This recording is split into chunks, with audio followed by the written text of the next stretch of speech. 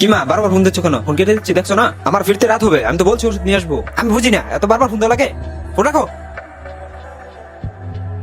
কি ভাই আপনি থাপড় মারলেন কেন? তাহলে শোনো, আমি তোমাকে আমার বাস্তব জীবনের একটা ঘটনা বলি। আমার মায়ের এক চোখ অন্ধ ছিল।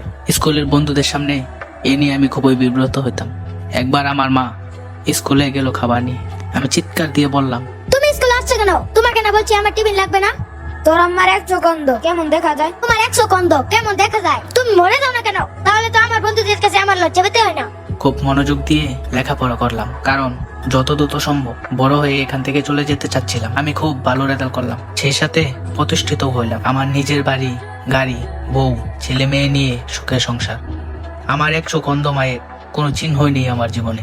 এদিকে আমার বৃদ্ধা মা মৃত্যুর দিন গুনছে, আর মরবার আগে একটি বারের জন্য নাতিগুলোর মুখ দেখার লোভ সামলাতে না পেরে ঠিকানা খুঁজে খুঁজে চলে আসলো আমার বাসায়। বৃদ্ধাকে দরজায় দেখে আমি হুঙ্কার দিলাম, কোন সাহস আসছে এখানে? এসো না, তোমাকে দেখে আমার বাচ্চারা ভয় পাচ্ছে। দূর হও এখান থেকে। মা মনে খুব কষ্ট বুকে নিয়ে ফিরে যাই। এর কয়েক বছর পরে স্কুলের পুনর্মিলনীতে বিশেষ অতিথি হয়ে গেলাম আমি। অনুষ্ঠান শেষে কি মনে করে যেন বিদ্যাকে দেখতে গেলাম। ও চাচা, চাচা আমার ডাকেন?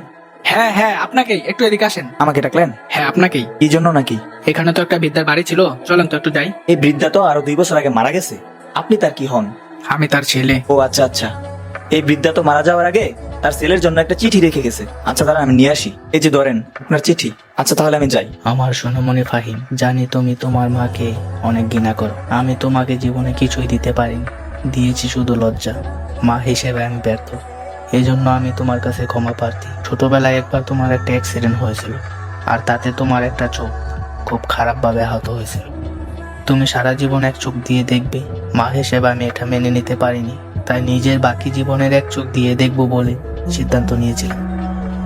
আজ তুমি দু চোখ দিয়ে দেখতে পারছো, আমার কাছে আর সে আনন্দের কিছু নেই। তুমি ভালো থেকো বাবা, ইতি তোমার তোবাগামো।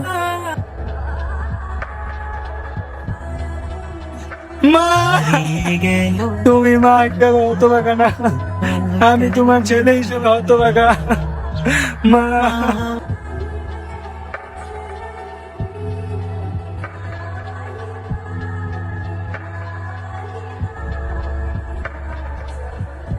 হ্যালো মা, আমি তোমার ওষুধ নিয়ে এখন আসতেছি মা, এখন আসতেছি।